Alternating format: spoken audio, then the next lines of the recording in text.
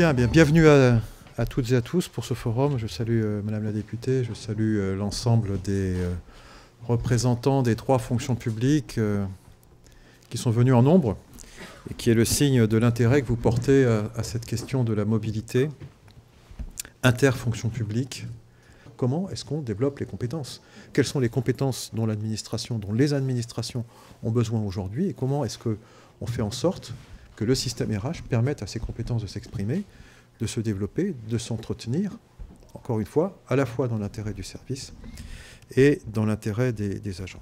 Le mouvement est la norme. C'est de cela dont il faut se persuader. Dans le mouvement, dans le monde qui bouge dans lequel nous sommes aujourd'hui, le mouvement est la norme, y compris pour l'organisation de l'administration, même si nous devons, nous, dans les administrations et vis-à-vis de nos concitoyens, incarner une permanence des institutions que nous servons. Les fonctionnaires ne sont pas propriétaires de leur emploi.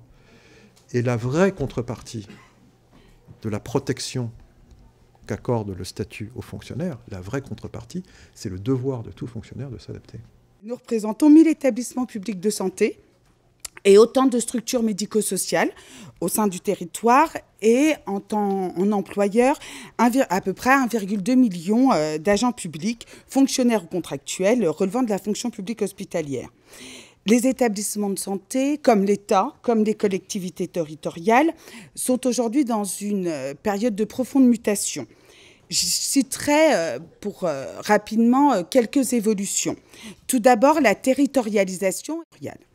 Ensuite, la proximité, l'importance des hôpitaux de proximité pour qu'ils puissent faire le lien donc aussi bien avec la médecine de ville qu'avec les hôpitaux de second recours et les centres hospitaliers universitaires. Et l'évolution des technologies, vous l'avez mentionné, qui va considérablement modifier nos pratiques. Pour ce qui est de la fonction publique territoriale, à l'instar d'ailleurs des autres fonctions publiques, la question de la mobilité prend une importance croissante. Mobilité liée à des transferts de compétences.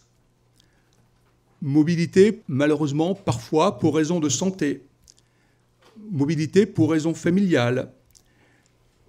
Mobilité pour améliorer un déroulement de carrière.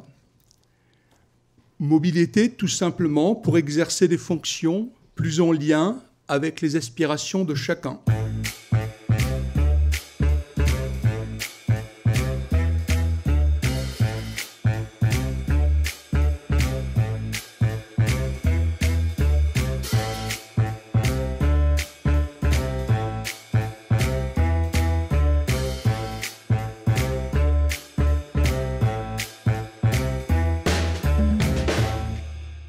Peut-être commencer avec vous, Sandra Motin, tout simplement pour nous expliquer de quelle manière vous avez travaillé sur ces questions-là, mais peut-être revenir un petit peu sur votre travail de rapporteur du budget RH de la fonction publique, parce que c'est ce qui conditionne un petit peu tout finalement. On sait qu'aujourd'hui, il y a moins d'1% de mobilité interfonction publique, on se dit qu'on a du travail, et qu'il nous manque des outils, et qu'il nous manque peut-être aussi une certaine culture des agents publics de pouvoir se projeter dans autre chose. Comme le disait Monsieur le Préfet, que sur les CAP, il me semble urgent d'assouplir les choses de façon à ce que les agents puissent mieux prendre en main leur propre carrière et leur mobilité, mais que les managers de la fonction publique puissent également les accompagner dans ces perspectives et dans ces plans de carrière et dans cette, pas que de la mobilité d'ailleurs inter, mais aussi de la mobilité intra-fonction publique, parce que dans chaque versant, le taux de mobilité, il n'est pas aussi catastrophique, mais bon, il n'est toujours pas très bon. Donc on peut aussi faire ça, on peut bouger en vertical, mais aussi en horizontal. On peut faire son métier de différentes manières à différents endroits, mais on peut aussi apprendre d'autres métiers.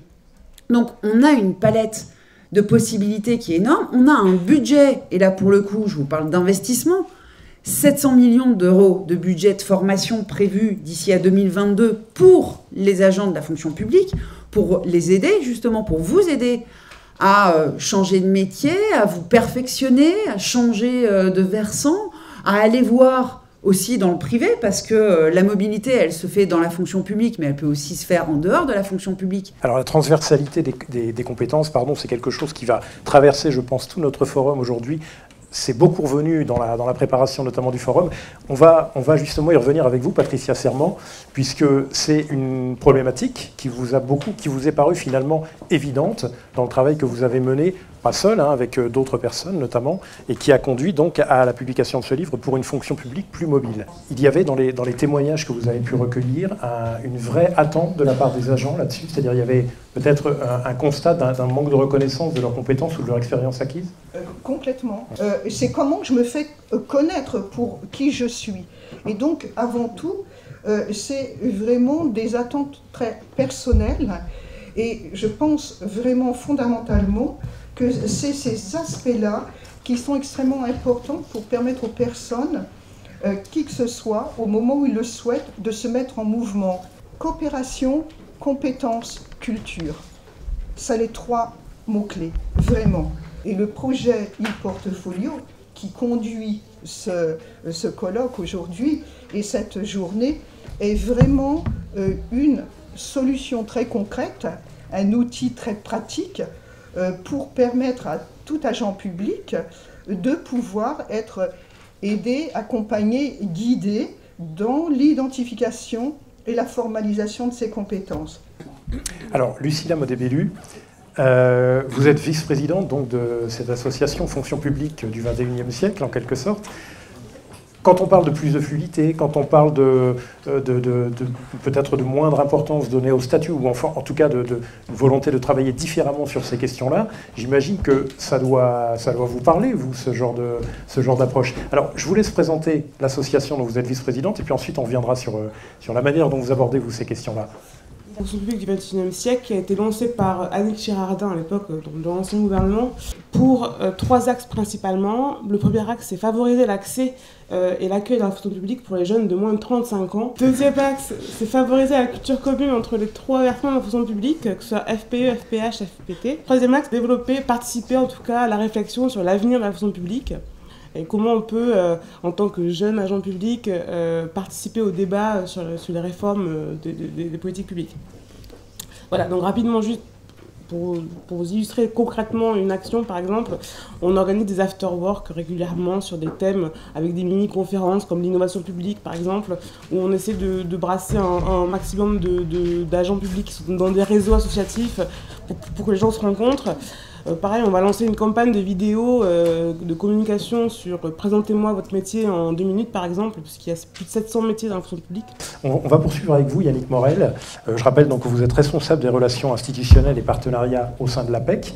Donc, a priori, on pourrait dire que la fonction publique, c'est pas votre champ de travail, sauf que c'est pas aussi simple que ça, parce que vous avez quand même justement des liens, des passerelles.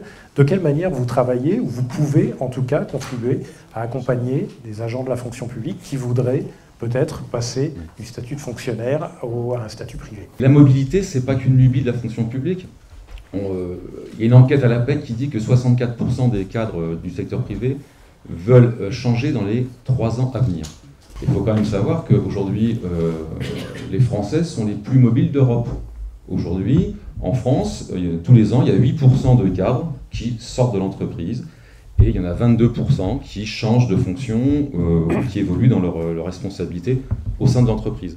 Donc ça veut dire que c'est bien une préoccupation, c'est e-portfolio, c'est extrêmement important. Alors c'est extrêmement difficile aussi à animer, donc je travaille beaucoup là-dessus.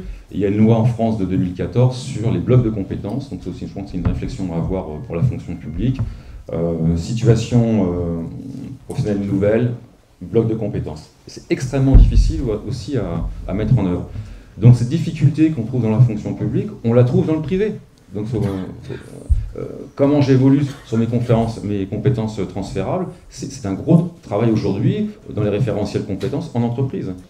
On va poursuivre avec vous, Charles Pilarski, pour avoir un peu une cartographie de l'emploi public en Bourgogne-Franche-Comté. Je rappelle que vous êtes chef de la division conseil, études et partenariats au sein de l'INSEE Bourgogne-Franche-Comté. Déjà, les agents de la fonction publique, c'est à peu près 235 000 agents en Bourgogne-Franche-Comté. C'est à peu près 40% en fonction publique d'État, 30% également en territorial et en hospitalier. Dijon, Besançon, Belfort, Montbéliard et Ricourt, qui sont les gros pôles de population et d'emploi de la région, et qui concentrent à peu près 40% de notre emploi dans la fonction publique. Si on y ajoute les 5 autres préfectures de département, on est à 75% de l'emploi sur 8 zones sur les 25 qu'on peut découper dans la région. Donc forte concentration de l'emploi. Ce qui fait qu'à la fin, on a de l'emploi public sur l'ensemble de nos territoires. Donc c'est important de rencontrer les acteurs publics et les employeurs publics. C'est important de connaître les métiers de la fonction publique. Ça veut dire qu'il faut développer sa capacité d'adaptation. Et puis, il faut évoluer de façon à poursuivre et de continuer à répondre aux missions de service public. Il faut oser se renseigner, il faut oser, Patricia Serment l'a dit, se mettre en mouvement. Les carrières sont de plus en plus longues. Il faut rechercher aussi pour redynamiser sa trajectoire personnelle. Des journées comme aujourd'hui sont vraiment des journées pour les agents publics, et des journées tournées vers les parcours professionnels, la sécurisation, la diversification des parcours professionnels.